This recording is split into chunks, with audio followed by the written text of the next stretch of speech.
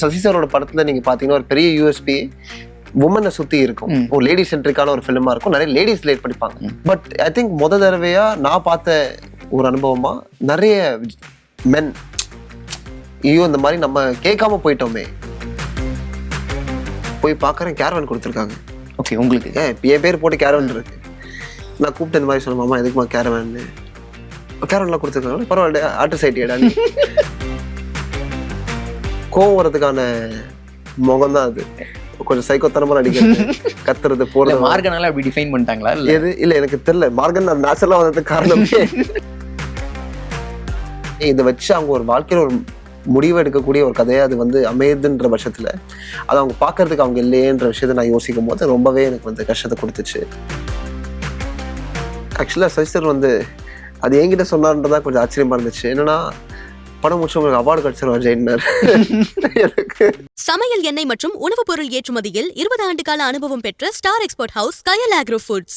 சினிமாவோட நேரில் வணக்கம். நான் உங்க ஜியோ பேசிட்டு இருக்கிறேன். இப்போ நம்ம கூட இந்த இன்டர்வியூல அஜய் தேஷான் அவர்கள் இணைஞ்சிருக்காரு. எஸ் அஃப்கோர்ஸ் நம்ம மார்கன் திரைப்படத்தில் வர பார்த்து வந்திருப்போம். அதுக்கப்புறம் புக்கிய படத்தில் பார்த்து வந்திருப்போம். இப்போ 100 சாமியில ஒரு பொறுப்பான பெர்ஃபார்மன்ஸ் கொடுத்துருக்காரு அப்படின்னே சொல்லலாம். ஸோ 100 சாமியிலேருந்து ஸ்டார்ட் பண்ணி இவரோட கரியர் எப்படி பெர்ஃபார்ம் ஆகிட்டு இருக்கு, அது எப்படி அடுத்தடுத்த ஸ்டேஜஸ்க்கு போயிட்டு இருக்கு அப்படின்ற மாதிரி நிறைய விஷயங்கள் இந்த நம்ம கேட்டு தெரிஞ்சு போறோம். வாங்க பார்க்கலாம். வணக்கம் ப்ரோ. வணக்கம், எப்படி இருக்கீங்க? ரொம்ப நல்லா இருக்கிறேன். நீங்க எப்படி இருக்கிறீங்க? நல்லா இருக்கேன், சந்தோஷம் வந்ததுல. வாட்டி உங்க ஆஃபீஸ்க்கு நிச்சயமா வெல்கம். வரவேற்கிறவங்கள ஆக்சுவலா இன்னும் ஹாப்பியாவும் இருக்கிறீங்கன்னு நினைக்கிறேன். ஏன்னா 100 சாமிக்கு நான் கிடைச்ச ரிசப்ஷனா இருக்கட்டும், உங்களோட ஆக்டிங், உங்களோட பெர்ஃபார்மன்ஸ் கிடைச்ச ரிசப்ஷனா இருக்கட்டும், எல்லாமே ரொம்ப சூப்பரா இருக்கு. எப்படி இருக்கு? எவ்வளவு ஓவர்வெல்மிங்கா இருக்கு உங்களுக்கு? ஆக்சுவலா உண்மையா சொல்ல போனா ஓவர்வெல்மிங்கா இல்ல. ஏன்னா முன்னாடியே ஜென்ரலா நம்மளுக்கு கொடுக்கும் போதே ஒரு நல்ல ப்ராடக்ட்டை கொடுக்குறோன்ற ஒரு ஃபீலிங் ஒன்று இருக்கு இல்லையா? நல்ல ப்ராடக்ட்டை கொடுக்குறோன்ற ஒரு ஃபீலிங் நம்மளுக்கு உள்ளே ஒரு சில வாட்டி நம்ம ஒரு படங்கள் பண்ணியிருப்போம். பட் கடைசியில் அதை கொஞ்சம் பிசர் தட்டினாலும் ப்ராடக்ட் போனாலும் ஐயோ எங்கேயாச்சும் நம்மளை டவுட் பண்ணிடுவாங்களோ, போயிடுவாங்களோ, கிரெடிபிலிட்டி கொஸ்டின் பண்ணிடுவாங்களோன்ற லெவலில் இருக்கும். பட் இங்கே முன்னாடியே படத்தை பார்த்தாச்சு. படத்தை பார்த்துட்டு ஷோர் ஷார்ட்டாக எல்லாரும் பார்த்து ரிலேட் பண்ணிக்கக்கூடிய ஒரு படமாக அது இருக்கும். கண்டிப்பாக படம் பிடிக்கலன்றதை தாண்டி இந்த மாதிரி ஒரு விஷயத்த நம்ம செஞ்சிருக்கலாமே, நம்ம வாழ்க்கையில யாராவது செஞ்சிருப்பாங்க, நம்ம கேட்டிருந்திருக்கலாமே அப்படிங்கிற ஒரு சிந்தனையாச்சும் இது விதைச்சிருக்கோம் அப்படிங்கிற அந்த ஒரு விஷயத்த பார்க்கும் போதே அது எல்லாருக்கும் வந்துச்சு அப்படிங்கிற விஷயம் தெரிஞ்ச போதே அது I think that is the success of the movie இல்லையா? நீங்க பேசும்போது ஒரு விஷயம் சொல்லியிருந்தீங்க, நிறைய பேர் பாஸ்கரா உங்களை நினைச்சிட்டு அவங்களோட கதையை சொல்லிட்டு இருக்காங்க அப்படின்ற மாதிரி. அப்படி எந்த கதை உங்களை எமோஷனல் ஆகிச்சு, உங்களை ஒரு நிமிஷம் நின்று யோசிக்க வச்சது? இப்படி எல்லாம் நடந்திருக்கா? உதாரணத்துக்கு நேற்று திருவண்ணாமலை போயிருந்தோம். அங்க சக்தி சினிமாஸ் போயிருந்தோம். அங்க கிட்டத்தட்ட எல்லாரும் நல்ல சோஷியல் மெசேஜ், எல்லாருக்கும் சேர வேண்டிய ஒரு படம், இந்த மாதிரி விஷயங்கள்லாம் நம்ம என்னதான் ரீமேரேஜ்ன்றது நார்மல் அப்படின்னு சொன்னாலும் ஊர் பக்கத்துல போகும்போது அங்க கதையே வேற எல்லாம் நடக்கதான் செய்யுது.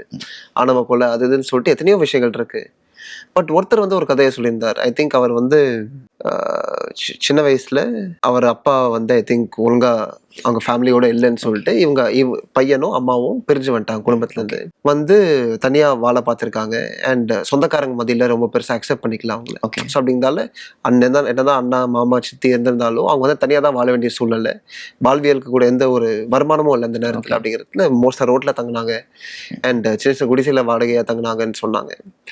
எனக்கு அந்த நேரத்துல ஒரு சப்போர்ட்டா எனக்கு இந்த மாதிரி ஒரு பாஸ்கர் அப்படிங்கிற ஒரு ஆள் எனக்கு அப்போ அந்த மாதிரி இருந்திருந்தா என் அம்மா கிட்ட கூட இந்த கேள்வியை கேட்டிருந்திருப்பேனே, இத்தனை நாள் நான் தனியா விட்டுருந்திருக்க மாட்டேனே. நான் என்னோட வாழ்க்கை, என்னோட கல்யாணம், என்னோட வேலைன்னு சொல்லிட்டு நான் ஓடிட்டேன். அம்மா கவனிச்சுனே தவிர அவங்களுக்காக நான் யோசிக்கல ஒரு நாளும் அப்படின்னு சொல்லிட்டு கொஞ்சம் நான் ரொம்ப பேசிக்கா சொல்றேன். பட் அவங்களோட எமோஷனல் லெவலுக்கு என்னால் சொல்ல முடியல. பட் இந்த மாதிரி ஒருத்தருக்கு தோணி இருக்கு, அழுதுருக்காரு. ஒரு இது கடைசியா சசி சாரோட படத்துல நீங்க பாத்தீங்கன்னா ஒரு பெரிய யூஎஸ்பி உமனை சுத்தி இருக்கும். ஒரு லேடி சென்ட்ரிக்கான ஒரு ஃபிலிமா இருக்கும். நிறைய லேடிஸ் லேட் படிப்பாங்க. பட் ஐ திங்க் தடவையா நான் பார்த்த ஒரு அனுபவமா நிறைய மென் ஐயோ இந்த மாதிரி நம்ம கேட்காம போயிட்டோமே, யோசிக்காம போயிட்டோமேன்ற ஒரு விஷயத்த பாஸ்கர் மாதிரி யோசிக்கல வாய்ப்பு இருந்தா ஒரு சப்போர்ட் இருந்தா நான் யோசிச்சிருப்பேன். யாரும் சொல்லேன்ற விஷயத்த ரொம்ப லேட்டா உணர்றாங்கன்றதால அவங்களுக்கு ஒரு பெரிய எப்படி சொல்றது ஒரு குற்ற உணர்ச்சி, நிறைய பெயின் இருக்கு அவங்களுக்கு. அதுதான் கடைசியில ஐ திங்க் இந்த படம் ஓடுது, சம்பாதிக்கிறத தாண்டி ஒருத்தங்களை யோசிக்க வைக்குது, குற்ற உணர்ச்சி கொடுக்கறது நோக்கம் இல்லை, யோசிக்க வைக்கிறது தான் நோக்கம். அது ஒழுங்கா செஞ்சிருச்சுன்ற விஷயத்தே பார்க்கும்போது ரொம்ப சந்தோஷமா. இதுவே ஒரு பெரிய திருப்திகரமான மூமெண்டா இருக்கும். டேரக்டரா கூட நடிச்ச உங்களுக்கு எல்லாருமே ஒரு பெரிய சாட்டிஸ்ஃபைட் மூமெண்டா இருந்திருக்கும். நீங்க லான்ச் ஆனது மார்கன் பூக்கி அப்படின்ற மாதிரி இருந்தாலும் உங்களோட பெர்ஃபார்மன்ஸை டிஃபைன் பண்ற மாதிரி இருக்கு அப்படின்றது நூறுசாமி நிறைய பேர் உங்களுக்கு கமெண்ட்ஸா கொடுத்துட்டு இருக்காங்க. இந்த கமெண்ட் நீங்க எப்படி பாக்குறீங்க? இந்த கமெண்ட் நீங்க அக்ரி பண்றீங்களா? நீங்க பர்ஃபார்மன்ஸ் டிஃபைனிங் ரோல்னு ஏன் பல பேரால சொல்லப்படுதுன்னா, மார்கன்ல வந்து கடைசியில there just depiction of stories. Okay, இது ஒரு கதை, இந்த கதையை பாருங்க, அந்த கதையில பண்ணிருக்கிறவன் கரெக்டா பண்ணிருக்கானா.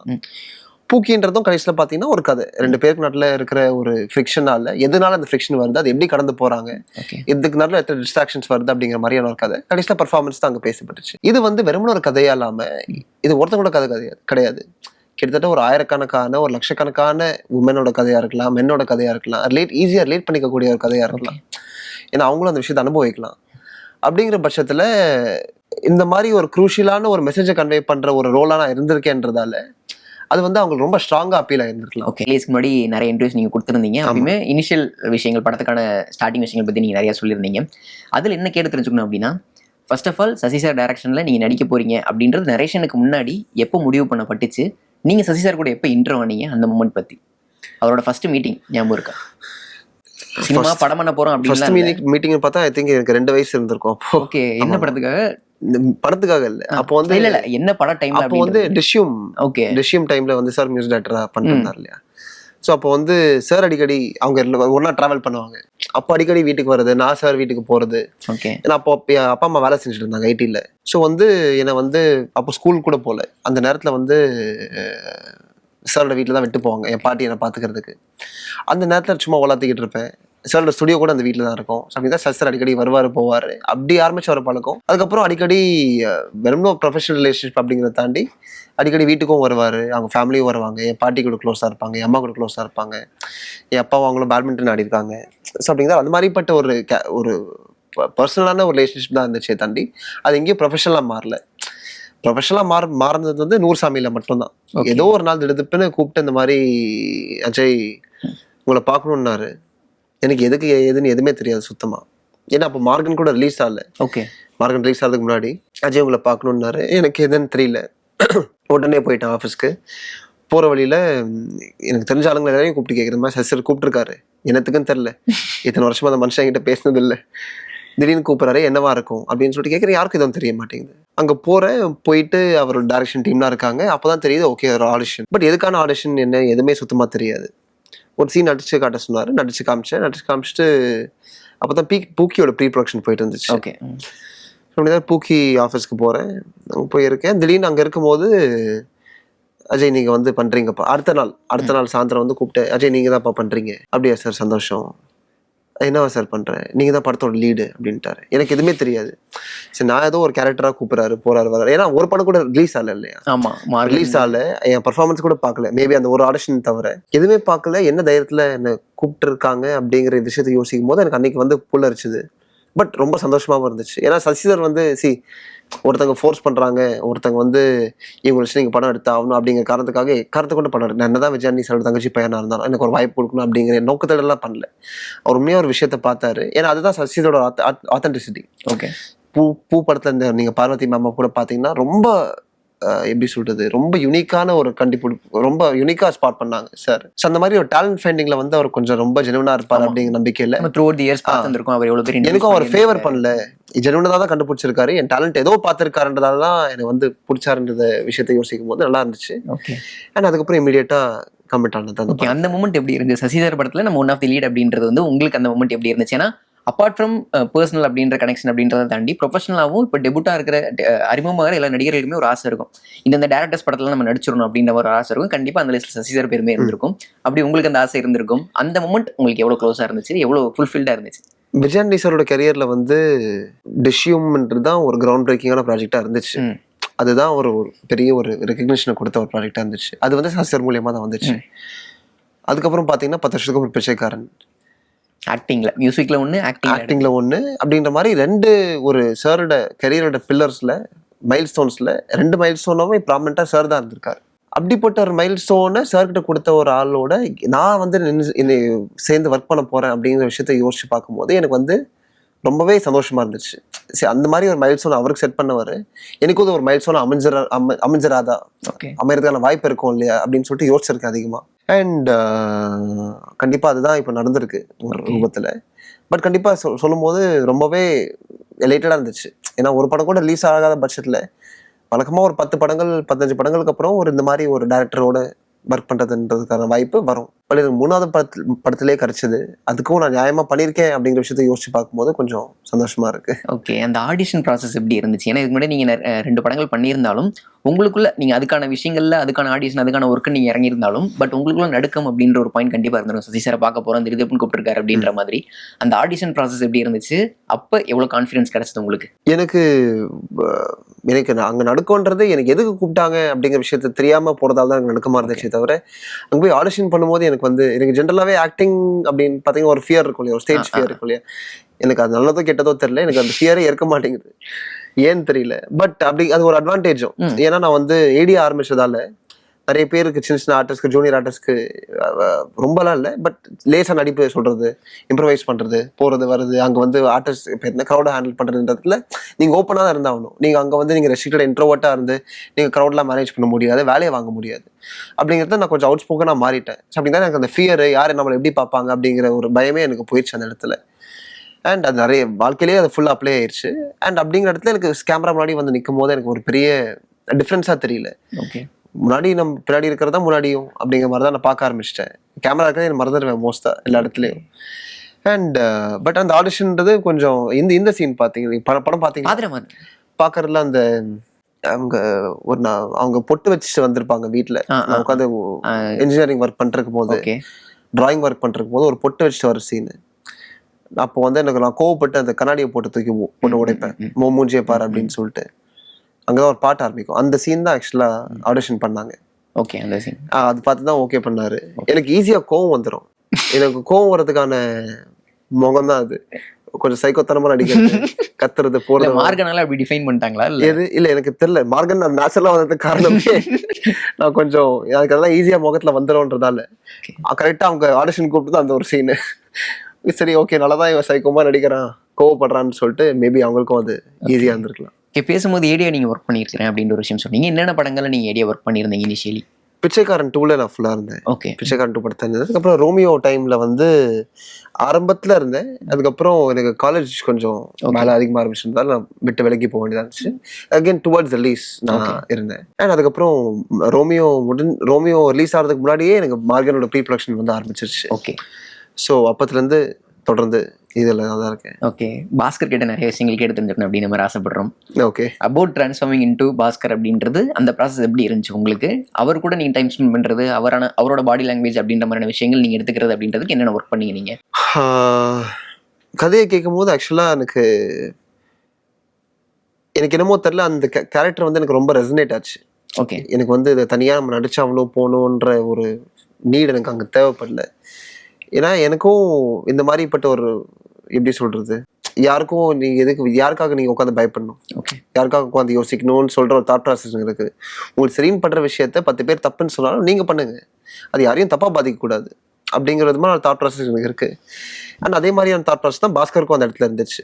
ஃபர்ஸ்ட் இனிஷியலா இருந்திருந்தாலும் அந்த கதையா நீங்க பார்க்கும்போது கடைசியில அவன் வந்து என்னதான் இருந்தாலும் எதிர்த்து நிக்கிறான் ஒரு விஷயத்தை நோக்கி. கிட்டத்தட்ட எனக்கும் அதே தாட் ப்ராசஸ்ன்றதால எனக்கு வந்து அதுல தனியா ஃபிட்டன் ஆகுறதுக்கு எனக்கு ஒரு தனியா ஒரு விஷயம் தேவைப்படல. பட் பாஸ்கரோட அனுபவங்கள் என்ன அப்படின்னு சொல்லிட்டு தெரிஞ்சுக்கிறதுக்கு அவர் வீடியோஸ்லாம் நான் உட்காந்து பார்த்தேன். அவர் நியானால பண்ணியிருந்தாரு. அண்ட் ஜென்ரலாவும் அவரோட இன்டர்வியூஸ்லாம் உட்காந்து பார்த்தேன். அவர்கிட்டயே நான் கொஞ்சம் பேசினேன். அப்போ அந்த டைம் நேரில் பார்க்கறதுக்கான வாய்ப்பு இல்லை ஷூட்டிங் முன்னாடி. பட் நிறைய ஃபோனில் பேசினேன் அவர்கிட்ட. ஃபோனில் பேசி தெரிஞ்சிருக்கும் போது இன்ட்ரடியூஸ் பண்ணிட்டேன், நான் தான் உங்கள் கேரக்டராக ப்ளே பண்ண போகிறேன், அதுக்கான தகுதி எனக்கு முதல்ல இருக்கு, அந்த விஷயத்த நீங்கள் வந்து பாருங்க அப்படின்னு சொல்லிட்டு அவர் சொன்னார். நான் மார்கன் பார்த்தேன், ரொம்ப நல்லா இருந்துச்சு, நீங்கள் பண்ணுறதுல எனக்கு ரொம்ப சந்தோஷம் அப்படின்னாரு. அண்ட் அதுக்கப்புறம் நாங்கள் ஷூட்டிங் போகும்போது மோஸ்ட்டாக கிட்டத்தட்ட அங்கே செல்வியோட வீடு, எங்கள் வீடுன்னு இருந்துச்சு இல்லையா அந்த குடிசை, அந்த குடிசைக்கு எக்ஸாக்டா ஆப்போசிட் தான் ஸ்கூல் இருக்கும். ஸ்கூலுக்கு ரைட்ல வந்து ஒரிஜினல் குடிசை, ஒரிஜினல் செல்வி வீடு. அதுக்கு பக்கத்துலயே நம்ம நேரம் பார்த்து கரெக்டா ஒரு எம்டி லேண்ட் இருந்துச்சு, அதை வாங்கி அப்படியே செட் போட்டு பக்கத்துலயே ஒரு ஸ்கூலுக்கான செட்டு போட்டு அதை அப்படியே கரெக்டா அமைச்சுக்கிட்டோம். ஸோ அப்படிங்கிறதால அவங்க செல்வி மாமா அடிக்கடி வீட்டுக்கு வருவாங்க, ஸ்பாட்டுக்கு வருவாங்க, விவேக் வருவாரு, விவேக் கல்யாணம் ஆயிருக்கும். ஸோ அப்படிங்கிறதால அவங்க ஃபேமிலியெல்லாம் வந்திருப்பாங்க. பாஸ்கர் அங்கேயே இருப்பாரு. பாஸ்கர் கிட்டத்தட்ட ஒரு இன்னொரு டைரக்ஷன் டீம்ல இருக்கிற ஒரு ஆள் தான். எல்லாத்தையும் கைட் பண்றது, போறது வருது, ஊர்ல ஒரு பெரிய ஒரு எப்படி சொல்றது, ஒரு பெரிய ஆள் நம்ம பக்கத்துல வச்சு சுத்தின ஒரு தைரியம் இருக்கும் இல்லையா நம்மளுக்கு, என்னதான் இருந்தாலும் இவங்க பார்த்துப்பாங்கன்ற மாதிரி பாஸ்கர் அப்படிப்பட்ட ஒரு ஆளாக தான் இருந்தார் நம்மளுக்கு மலையாம்பட்டு கிராமத்தில். ஓகே, நீங்கள் என்னென்ன டவுட்ஸ் அவர்கிட்ட கேட்டுக்கிட்டீங்க? உங்களுக்கு என்ன விஷயங்களில் பாஸ்கரா போர்ட்ரே பண்ணும்போது உங்களுக்கு டவுட்ஸ் இருந்துச்சு? நீங்கள் என்னென்ன விஷயங்கள் அவர்கிட்ட நீங்கள் கிளாரிஃபை பண்ணிக்கிட்டீங்க ஷூட்டிங் ஸ்பாட்டுக்கு போனதுக்கப்புறம்? எனக்கு டவுட்ஸாக பார்த்தீங்கன்னா எனக்கு வந்து ரொம்ப பெருசாக இல்லை. ஏன்னா இதுக்கான இந்த கேரக்டர் இப்படி தான் இருக்கணும்னு சொல்லிட்டு பாஸ்கர் ஒரு கேரக்டராக இருந்திருக்கலாம். கடைசியில் அதோட இன்டர்பிரிட்டேஷன் வந்து சசி சாரோட ஸ்கிரிப்டில் இருந்துச்சு. இன்னைக்கு இதுதான் வேணும்னு சொல்லிட்டு இந்த மீட்டர்ல இருந்தால் போதும்னு சொல்லிட்டு சசி சார் வந்து என்ன பண்ணிட்டாருன்னா கிட்டத்தட்ட ஆல்மோஸ்ட் எல்லா சீனுக்கும் ஒரு ஒர்க் ஷாப் மாதிரி பண்ணிட்டாரு. ஓகே, இப்போ நீங்கள் இப்போ படத்தை பார்த்த ஒவ்வொரு சீனும் கிட்டத்தட்ட ஒரு 3 வாட்டி முன்னாடி ரிஹர்ஸ் பண்ணியிருப்போம். ஓகே, அது காம்பினேஷன் சீன்ஸாக இருந்தாலும் சரி, தனியாக இருக்கிற சீன்ஸ் இருந்தாலும் சரி, எல்லா சீனுக்கும் ஒரு ரிஹர்சல்ன்றது இருக்கிறதா செஞ்சது. ஸோ அப்படி இருந்தாலும் எனக்கு ஏன் ரிஹர்ஸ் பண்ணுறாங்கன்ற விஷயம் வழக்கமாக ரிஹர்ஸ் பண்ணுறது இப்போ நீங்கள் கஷ்டமான ஒரு விஷயம் பண்ண போகிறீங்க. உதாரணத்துக்கு நீங்கள் ஒரு கணக்கு தெரியாதவங்களாம் நடிக்க போகிறீங்கன்ற பட்சத்தில் அது ஒரு புது விதமான வாழ்க்கை நீங்கள் அதுக்கு பழக்கப்படுத்தணும். மேனரிசமாக சரி, பாடி லாங்குவேஜாக சரி, 1000 விஷயங்களாக இருந்தாலும் சரி, அதுக்கு பழக்கப்படுத்துறதுக்கு ஒரு ரிஹர்சல்ன்றது தேவைப்படுன்ற விஷயம் எனக்கு தெரியும். பட் நான் ப்ளே பண்ண போகிறது இன்னொரு ஹியூமனை தான். இந்த மாதிரி ஒரு கதையில் அவங்க பண்ணியிருக்காங்க. இன்னொரு ஹியூமன் தான்ற பட்சத்தில் எனக்கு அதுக்கான தேவை என்னன்னு அப்போ புரியல. பட் ஆன் ஸ்பாட்டில் இருக்கும்போது டக்குன்னு வேலை வாங்கிட்டார் சார். இப்போ ஒரு சீன்ன்றது ஆல்மோஸ்ட் வழக்கமாக ஒரு எந்த ப்ரிப்பரேஷன் இல்லாமல் போனால், ஏன்னா அங்கே தான் உட்காந்து எந்த மூடில் இவங்க பேசணும், எந்த எமோஷனில் அவங்க பேசணும், இது கரெக்டாக இல்லையான்னு சொல்லிட்டு அங்கே உட்காந்து யோசிச்சு கிட்டத்தட்ட ஒரு மணி நேரத்தை செலவழிக்கிறதுக்கு பதிலாக அந்த 1 மணி நேரத்தை ஈஸியாக செலவழிச்சு ரொம்ப ஈஸியாக சேமிச்சு ஆல்மோஸ்ட் ஒரு சீனை 1.5 hours 2 hours சொல்லிட்டு டப்புன்னு சார் வந்து முடிச்சிருவார். ஏன்னா அவருக்கு அந்த நேரத்தில் வந்து எமோஷன் வாங்குறதுக்கான மைண்ட் ஸ்பேஸில் அவர் இருக்க மாட்டார். கிட்டத்தட்ட 15 டிபார்ட்மெண்ட் இருக்கும். அந்த 15 டிபார்ட்மெண்ட் ஹேண்டில் பண்ண வேண்டியது இவர் தான். ப்ரொடக்ஷன் டிபார்ட்மெண்ட் ஆனாலும் சரி, டைரக்ஷன் டிபார்ட்மெண்ட் ஆனாலும் சரி, கேமரா டிபார்ட்மெண்ட் ஆனாலும் சரி, ஆர்ட் எல்லாமே இவர் தான். ஸோ அவர் மைண்டில் அந்த டாப் ஆஃப் த மைண்டில் எனக்கு வந்து ஷூட்டிங் முடியணுன்ற வேகத்தில் அவருக்கு ஒரு முன்னாடியே ஒரு பிளான் போட்டு வச்சிருப்பாரு ஷெட்யூல், எத்தனை சீன் நான் முடிச்சே ஆகணும்னு சொல்லிட்டு. அந்த இடத்துல வந்து இவங்க பர்ஃபார்ம் பண்ணுறாங்களான்ற ஒரு வேலை தான் பார்த்தே ஆகணும். பட் அங்கே சிரமத்தை குறைக்கிறதுக்கு இவர் முன்னாடியே கிட்டத்தட்ட ஒரு 1.5 மாதம் எங்களை வச்சு ரிஹர்ஸ் பண்ண வச்சு எல்லா ஆர்டிஸ்டையும் மோஸ்ட்டாக ஸ்வாசிகா மேம், நான், சக்தி அண்ட் மோஸ்ட்லி எல்லா ஆர்டிஸ்ட்டும் ரிஹர்ஸ் பண்ணிட்டு தான் வந்தாங்க. ஓகே, நீங்கள் அந்த ஃபேமிலியோட எவ்வளோ கனெக்டாக இருந்தீங்க? ஆக்சுவலி செல்வி அவங்களோட மறைவு சும்மா இருந்துச்சு. எனக்கு உண்மையாலே ஆக்சுவலா இப்பதான் படம் ரிலீஸ் ஆகிறதுக்கு ஒரு 2 மாசம் முன்னாடி அப்படின்றது இருந்தாங்க. பட் டியூரிங் த ஷூட் வந்து she was undergoing some treatment. Okay, treatment undergo பண்ணிட்டு இருந்தாங்க. அந்த ரிசல்ட்ஸ் ஆர் ஆல்சோ பாசிட்டிவ். நல்லா தான் இருந்துச்சு அந்த நேரத்தில். ஏன்னா ஹெல்த்தியாக தான் இருந்தாங்க. நீங்கள் வந்து போகும்போது ரொம்ப லைவ்லியாக இருந்தாங்க, பேசிட்டு இருந்தாங்க. ஏழுமலை சாரும் வந்திருந்தாரு. ஓகே, அப்படிங்கிறதால ரொம்ப நல்லா தான் இருந்துச்சு. இது வந்து ரொம்ப அன்எக்ஸ்பெக்டடாக நடந்துச்சு எனக்கு. ஏன்னா அதுக்கப்புறம் ஷூட்டிங் நடந்து முடிஞ்சதுக்கப்புறம் நான் கிட்டத்தட்ட நான் வளையாம்பட்டுக்கோ கள்ளக்குறிச்சிக்கோ போகல. எனக்கு அந்த டீமோட அவங்களோட எப்படி சொல்ற இன்ட்ராக்ட் பண்ணுறதுக்கான ஸ்பேஸ் பெருசாக இல்லை. ஏன்னா படத்தோட வேலைகளில் நான் வந்து இறங்கிட்டேன். எனக்கு திடீர்னு ஒரு நாள் தெரிஞ்சது அந்த மாதிரி. எனக்கும் அதுக்கப்புறம் என்னன்னா எனக்கு ஒரு நாள் லேட்டர் தான் தெரிஞ்சது. ஸோ நான் ஏதாச்சும் ரியாக்ட் பண்ணிட்டு அவங்களை போய் பார்க்கறதுக்குள்ளேயே என்ன பண்ணிட்டாங்க, அவங்க வந்து கூட்டு போயிட்டாங்க இறுதி சடங்கு பண்ணுறதுக்கு. ஓகே, பட் ரொம்ப எதிர்பார்க்காத விஷயம். இவங்களை பேஸ் பண்ணி தான் ஒரு கதையே எழுதியிருக்கு. அது ஒரு சாதாரண கதை கூட இல்லை. இது வந்து கிட்டத்தட்ட எத்தனையோ லேடிஸ், எத்தனையோ ஜென்ஸ் ரிலேட் பண்ணிக்கக்கூடிய, இதை வச்சு அவங்க ஒரு வாழ்க்கையில் ஒரு முடிவு எடுக்கக்கூடிய ஒரு கதையை அது வந்து அமையுதுன்ற பட்சத்தில் அது அவங்க பார்க்கறதுக்கு அவங்க இல்லையேன்ற விஷயத்தை நான் யோசிக்கும் போது ரொம்பவே எனக்கு வந்து கஷ்டத்தை கொடுத்துச்சு. இப்போ டீட்டெயிலிங் அப்படின்ற ஒரு விஷயம், இப்போ அவங்க என்ன ட்ரெஸ் போட்டிருந்தாங்க, இப்போ கிளைமேக்ஸில் அந்த நீங்கள் ஒரு செல்ஃபி எடுப்பீங்க, அதை அப்படியே ட்ரான்ஸ்ஃபார்ம் ஆகும், அவங்களோட ஒரிஜினல் ஃபோட்டோ அப்படின்றது ட்ரான்ஸ்ஃபார்ம் ஆகும். அந்த இடத்துல ட்ரெஸ்ஸு கொண்டு அவங்க என்ன போட்டிருந்தாங்களோ அதையும் நீங்கள் ஃபாலோ பண்ணியிருந்தீங்க. இந்த மாதிரி ஒவ்வொரு ஃபிலிம்லையும் நீங்கள் எவ்வளோ டீட்டெயிலிங் ஃபாலோ பண்ணீங்க, அது எவ்வளோ ஸ்ட்ரிக்டாக கடைபிடிக்கப்பட்டுச்சு கடைசி வரைக்கும்? ஆல்மோஸ்ட் 100% வந்து எக்ஸாக்டாக அவங்க வாழ்க்கையை ரெப்ளிகேட் பண்ணல. ஓகே, ஏன்னா கடைசியில் என்னதான் இருந்தாலும் சினிமாக்கு நம்ம வரும்போது சில விஷயங்கள் ஒரு சில விஷயங்களை வந்து நம்ம ஃபிக்ஷனலைஸ் பண்ணுறதோ இல்லை ட்ராமடைஸ் பண்ணுறதோ இருக்க தான் செய்யும். பட் மோஸ்ட்லி அவங்க வாழ்ந்த லைஃப் ஸ்டைலாக இருந்தாலும் சரி, அவங்க பேசுகிற தோரணையாக இருந்தாலும் சரி, அவங்க இப்படி தான் அந்த விஷயத்துக்கு ரியாக்ட் பண்ணியிருப்பாங்க அப்படிங்கிற விஷயத்தை அனலைஸ் பண்ணுறதா இருந்தாலும் சரி, அதெல்லாம் ஆல்மோஸ்ட் 100% தான் ரெப்ளிகேட் பண்ணியிருக்கு. நீங்கள் சொல்கிற டீட்டெயிலிங் வந்து இப்போ கிளைமேக்ஸில் நீங்கள் பார்த்த விஷயங்கள் இருக்கு இல்லையா, அதெல்லாம் 1-to-1 நடந்துச்சு. ஓகே, 1-to-1 நீங்கள் சொல்கிற காஸ்டியூம்ஸு, லொக்கேஷன் வந்து அது கிடையாது. லொக்கேஷன் வந்து வேற லொக்கேஷன், கல்யாணம் நடந்த ஃபோட்டோ பார்த்துருந்தோம். பட் ஃபோட்டோன்றது அதே ஃபோட்டோ தான், அதே ரெப்ளிகேஷன் தான், அதே காஸ்டியூம்ஸு. அண்ட் எப்படி சொல்கிறது, அது ஒரு பைக்கு கூட யூஸ் பண்ணியிருந்திருப்போம். நான் அந்த படத்தை ஒரு பைக் யூஸ் பண்ணியிருப்பேன். 3 பேரும் கடைசியில் ஒன்றா வருவாங்க அந்த கோயிலுக்கு. அது பார்த்தீங்கன்னா எக்ஸாக்டாக அந்த 2019 யூஸ் பண்ண அதே பைக்கு சர்வீஸ் பண்ணி அப்படியே ஸ்பேனர் கிணறுலாம் பார்த்து செயின்லாம் மாற்றி அப்படியே ஃப்ரெஷ்ஷாக வச்சிருக்காரு பாஸ்கர். ஸோ பாஸ்கரோட பைக் தான் நாங்கள் படத்தை கூட யூஸ் பண்ணி, அது அவங்க யூஸ் பண்ண பைக் தான், யூஸ் பண்ண பைக் தான் பண்ணிட்டீங்க. நீங்கள் பார்த்த நிறைய விஷயங்கள் கிட்டத்தட்ட வந்து அந்த ஊர்லேயே இருக்கிறது.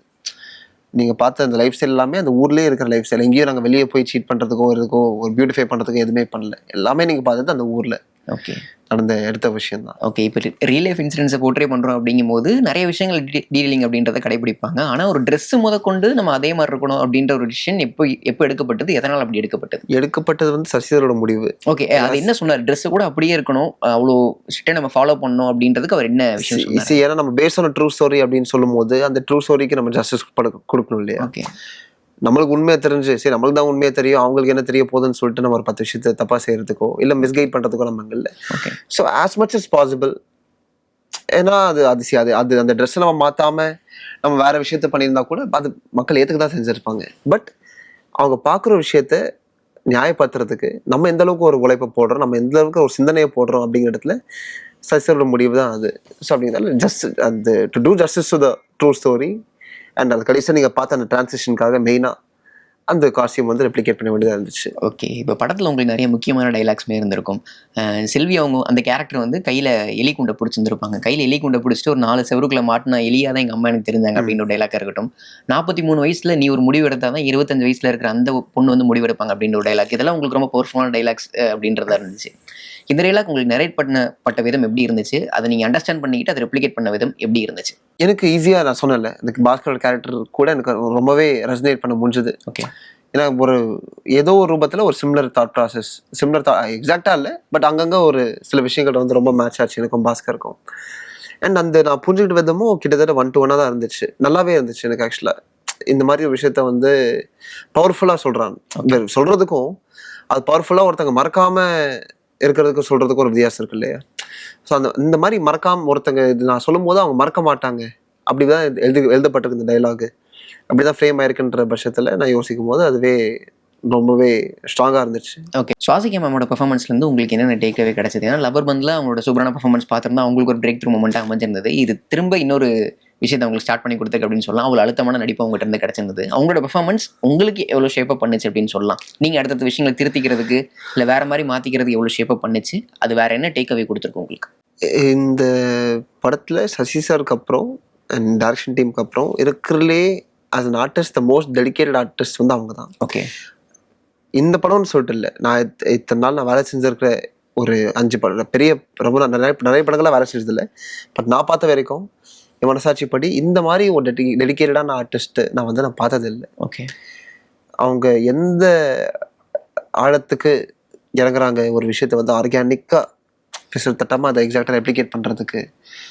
அது எங்கேயும் நடிப்புன்னு தெரிஞ்சிடக்கூடாது. ஓகே, அது வந்து சும்மா ஒருத்தவங்க வந்து சொன்னாங்க டைலாக் சொல்லிட்டு போனாங்கன்னு சொல்லிட்டு இல்லாமல் அது நடிப்புன்னு தெரிஞ்சிடக்கூடாது.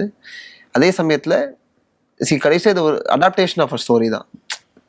கதவும் நடந்துச்சு, இதை வந்து அவங்க எப்படி வேணால் காமிச்சிருந்துருக்கலாம்.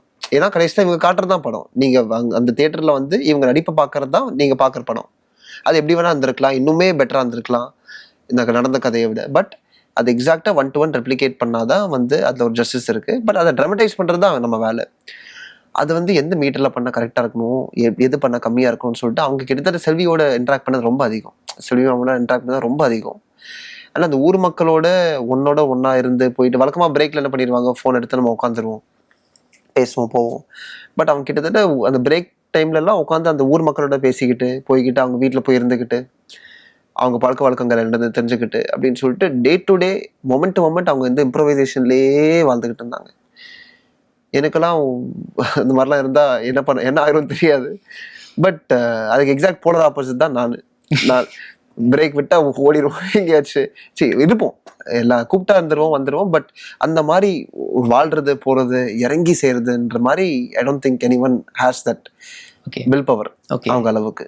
அப்படிங்கிறதால அவங்களுக்கு வர எல்லா கிரெடிட்டும் நேஷனல் அவார்டு கூட கிடைக்க முடிஞ்சா அவங்க கொடுத்தாங்கன்னா ரொம்பவே மனசார சந்தோஷப்படுவோம். ஓகே, நிறைய பாராட்டு தெரிவிச்சிருந்தாலும் இந்த மூமெண்ட்ல அவர்கிட்ட இருந்து கிடைச்ச பாராட்டு நம்ம கரெக்டாக பண்ணிட்டோம், நம்ம ஃபுல்ஃபில்டாக பண்ணிட்டோம், நம்ம ஜெயிச்சிட்டோம் அப்படின்னு ஒரு சாட்டிஸ்ஃபேக்ஷன் உங்களுக்கு கொடுத்துருக்கோம்ல. ஆக்சுவலாக சசி சார் வந்து அது என்கிட்ட சொன்னார்ன்றதா கொஞ்சம் ஆச்சரியமா இருந்துச்சு. என்னன்னா படம் முடிச்சு உங்களுக்கு அவார்டு கிடைச்சிருவா ஜெயினர் எனக்கு.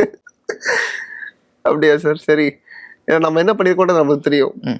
கடைசியில் எங்கள் யார் படத்தோட ஹீரோன்ற விஷயம் கூட எனக்கு தெரிஞ்சிச்சு. ஹீரோன்றது விஜயாண்டி சாரும் இல்லை, நானும் கிடையாது. நாங்கள் வந்து முக்கியமான ஒரு கருவி அந்த படத்தில். பட் மெயினாக அது யார் வந்து போய் டெலிவர் பண்ணுறான்ற பட்சத்தில் பார்க்கும்போது ஸ்வாசிகா மேம் தான். எந்த பாராட்டாக இருந்தாலும் அவங்ககிட்ட தான் போய் சேரணுன்ற ஒரு மனசார சொல்லுவோம் இல்லையா. யார் தான் என்ன தான் ஒரு அவார்டு கொடுத்தாலும் நம்மளுக்கு மனசாட்சி சொல்லும் இது வந்து நம்மளுக்கு தேவைப்படல, இது அவங்ககிட்ட தான் போய் சேரணுன்ற விஷயத்தில் நான் ரொம்ப உறுதியாகவே இருக்கேன். ஸோ யார் என்ன வந்து கொடுத்தாலும் அந்த விஷயத்தை ஸ்வாசிகா மேம்கிட்ட போய் கொடுத்துருங்க அப்படிங்கிற விஷயத்தில் நல்லா இருக்குது. பட் அவர் ஜென்ரலாக சொன்னது, அஜய் இந்த படத்துக்கு அப்புறம் நீங்கள் தமிழ்நாட்டில் இருக்க ஒவ்வொரு வீட்டுக்குள்ளே போய் சேர்ந்துடுவீங்க, அவங்க வீட்டு பையனா நீங்கள் மாறிடுவீங்க. அந்த அளவுக்கு இருக்குமாடான்னு சொல்லிட்டு நான் உட்காந்து யோசித்தேன்.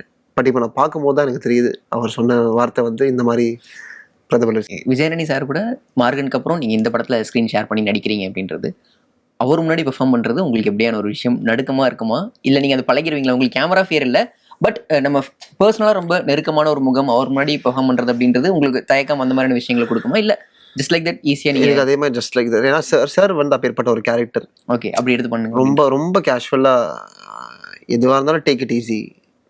இப்படி ஒரு டீமாக ரொம்ப வெல்கமிங்காக இருக்காங்க இல்லையா.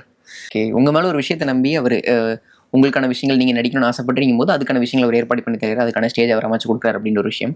இப்போ அவர் ப்ரௌடான மூமெண்ட் உங்களை பார்த்து நீங்கள் நல்லா பண்ணியிருக்கிறீங்க அப்படின்றத பார்த்து அவர் ப்ரௌடான மூமெண்ட், ஃபார் எக்ஸாம்பிள் இந்த சார்பட்டா பரம் இல்லை கபிலனை பார்த்து வாத்தியார் சொல்கிறாங்க, அந்த மாதிரி ஒரு மூமெண்ட் எப்போ நடந்துச்சு உங்களுக்கு? ஒரு 2-3 தருணங்கள் இருக்கு. மார்கன் வந்து ஷூட்டிங் ஆரம்பிக்கிறதுக்கு, ஷூட்டிங் அன்றைக்கி தான் ஃபர்ஸ்ட் டே போய் பார்க்குறேன், கேரவன் கொடுத்துருக்காங்க. ஓகே, உங்களுக்கு என் பேர் போட்டு கேரவன் இருக்கு. நான் கூப்பிட்டு இந்த மாதிரி சொன்னேன், மாமா எதுக்குமா கேரவன்னு? கேரவன்லாம் கொடுத்துருக்காங்க, பரவாயில்ல ஆர்டிஸ்ட் ஐட்டியாடா, நீ சந்தோஷமா இருக்குடா, ஆல் தி பெஸ்ட் அப்படின்னு சொன்னார். நான் கேட்டது வேறு, எதுக்கு கேரவன் கொடுத்தீங்கன்னு கேட்டேன். ஏன்னா எனக்கு வந்து வெளியே இருந்தே எனக்கு பழக்கம், ஏதாச்சும் சேர் கொடுத்தா நான் போய் ஓரமாக உட்காந்துருவேன். ஆனால் கேரவன் கொடுத்துருக்காங்க. கேரவன் எதுக்குமா கொடுத்தாங்க? அப்படின்னா கொடுத்துருக்காங்களா, பரவாயில்ல வச்சுக்கூட, ஆர்டிஸ்ட் ஆகிட்டேன், ஆல் தி பெஸ்ட்டு, நல்லா பண்ணு அப்படின்னாரு. இது வரைக்கும் உங்களுக்கு 3 ரிலீஸ் வந்திருக்கு, மார்கன், பூக்கி, இப்போ 100 சாமி அப்படின்றது 3 படமுமே விஜயரணி ஃபிலிம் கார்பரேஷன்லேருந்து வந்த படங்கள். வெளியிலேருந்து உங்களுக்கு எப்படியான கதைகள் வந்துட்டு இருக்கு, அதை நீங்கள் எப்படி சூஸ் பண்ணுறீங்க? இல்லை இது உங்களுக்கு ஒரு கம்ஃபர்ட் ஸ்பேஸ் அப்படின்ற மாதிரி கிரியேட் ஆயிடுச்சுன்னு அப்படின்னு நீங்கள் நினைக்கிறீங்களா? இல்லை ஆக்சுவலாக கம்ஃபர்ட் ஸ்பேஸ்னு சொல்ல முடியாது. சரி, ஆமாம், பழக்கப்பட்ட இடம். இங்கே தான் எனக்கு வேலை ஆரம்பிச்சது. ஏடியிலேருந்து இப்போ ஆர்டிஸ்ட் வரைக்கும் இங்கே தான் பண்ணியிருக்கேன். ஜென்ரலாக இப்போ வெளியே கூட வர ஆரம்பிச்சிருக்கு. பட் நான் இன்னும் எதுவுமே நான் பண்ண ஆரம்பிக்கல, பிகாஸ் ஆல்ரெடி நான் இங்கே 4 படம் கமெண்ட் பண்ணிட்டேன். ஓகே. அண்ட் அது எல்லாமே மார்கனுக்கு முன்னாடி தான் நான் பூக்கி கமெண்ட் பண்ணது. 100 சாமியும் நம்ம கமெண்ட் பண்ணி அண்டர்டேக் பண்ணது. அண்ட் இன்னொரு படம் நான் பண்ண போகிற அடுத்த படமும் ஆல்மோஸ்ட் அதே டைம் ஃப்ரேமில் தான். ஆல்ரெடி 4 படங்கள் நான் பண்ணியிருக்கேன், இங்கே கமெண்ட் பண்ணியிருக்கேன். பட் ஜென்ரலாக நான் வெளியே இங்கே தான் பண்ணணும் அங்கே தான் பண்ணணும்னு சொல்லிட்டு எந்த ஒரு குறிக்கோள் நான் விஷயம் இல்லை. கதை நல்லா இருந்தால் எங்கே வேணால் நான் பண்ண தயார். அண்ட் அல்டிமேட்லி கதை தான் எதுவாக இருந்தாலும். ஒரு பெரிய பேனர்லேருந்து வராங்க, இவ்வளோ சம்பளம் பேசுகிறாங்க, அதெல்லாம் இருக்குது, பெனிஃபிட்ஸ் வந்து இருக்க தான் செய்யும். பட் கடைசியில் மக்கள் மனசில் போய் உட்கார்றதுக்கு நல்ல கதை தான் தேவை. அந்த கதையில் நம்ம என்ன பண்ணுறோன்றதுன்னு இருக்குது. ஸோ அப்படிதான் எனக்கு அவ்வளோதான் எனக்கு வந்து முக்கியமாக படுது இந்த நேரத்தில் மேக்ஸிமமாக. ஓகே, நீங்கள் இங்கேருந்து வரீங்க, இன்னொரு ஃபேமிலிருந்து அப்படின்னு வரீங்க அப்படிங்கும் போது உங்களுக்கு ஒரு ஸ்டேஜ் அதை அமைச்சு கொடுக்கலாம். ஆனால் அந்த இடத்துல ஒரு செட் பண்ணுறது அப்படின்றது உங்களுக்கு இருக்கிற பொறுப்பாக தான் நீங்கள் ஃபீல் பண்ணீங்க. அது எப்படி உங்கள் ஒர்க் ஆகுது உங்களுக்கு?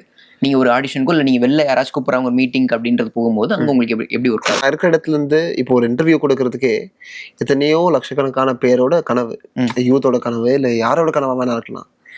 எனக்கு அந்த மாதிரி ஒரு அமைப்பு வந்து அமைஞ்சிருக்கு. இது வந்து ஃபர்தராக போகுமா போகாதான்றது நான் போடுற எஃபர்ட் வச்சு. ஓகே, நான் போடுற எஃபர்ட்ன்றது ஒன்று. சரி, நான் கஷ்டப்பட்டு இந்த செவரு வந்தால் நான் தள்ளலாம், ஆனால் அந்த செவர் நகருமா? நகராது. பட் என் எஃபர்ட் வந்து 200% இருக்கலாம். ஆனால் எதை நோக்கி இருக்குது, நான் அந்த எஃபர்ட் வந்து கரெக்டான திசையை தான் நோக்கி போடுறேன்னா அப்படிங்கிற விஷயத்துல தான் நம்ம ஃபியூச்சர் வந்து நல்லா இருக்குமா நல்லா இல்லையா நல்லா இருக்காதான்றது வந்து முடிவு பண்ணுது.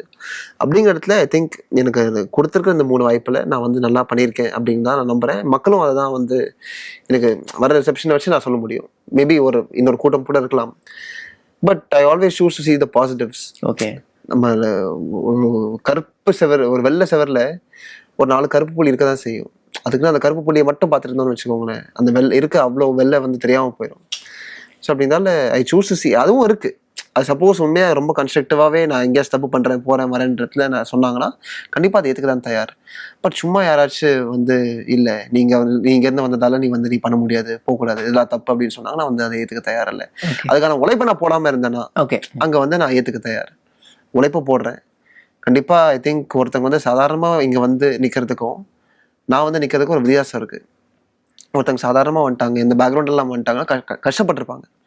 பட் அவங்களோட இமேஜ்ன்றது அவங்க இமேஜ் தான். ஓகே. பட் நான் வந்து ஈஸியாக வந்துட்டானே, இவன் வந்து இப்படிலாம் பேசக்கூடாது, ஈஸியாக வந்துட்டு இந்த மாதிரிலாம் வார்த்தை விடக்கூடாது, அவனே எப்படி பேசுகிறான், அவனே எப்படி நடந்துக்கிறான் போகிறான்றது பார்த்து ஒருத்தங்க சாதாரணமாக வர்றதுக்கும் நான் வர்றதுக்கும் I have to put 200% 300% the effort to prove that எனக்கு வந்து தகுதி இருக்குன்ற ஒரு விஷயத்த நான் ப்ரூவ் பண்ணுறதுக்கே நான் ஒரு 3 மடங்கு 4 மடங்கு கூட வந்து ஒரு வேலையை செய்ய வேண்டியதாக இருக்குது ஒரு இடத்துல. ஓகே ப்ரோ, ரொம்ப நன்றி உங்கள் நேரத்துக்கும் உங்கள் பொறுமைக்கும். தேங்க்யூ. நிறைய பதில்கள் கொடுத்தீங்க அப்படின்னு நாங்கள் ஃபீல் பண்ணுறோம். அடுத்தது உங்களை நிறைய எதிர்பார்க்குறோம். தேங்க்யூ. 20 ஆண்டுகளாக உலக நாடுகளுக்கு உயர்தர சமையல் எண்ணெய் மற்றும் உணவுப் பொருட்கள் ஏற்றுமதியில் இந்திய அரசின் ஸ்டார் எக்ஸ்போர்ட் ஹவுஸ் அங்கீகாரம் பெற்ற கயல் ஆக்ரோ ஃபுட்ஸ்.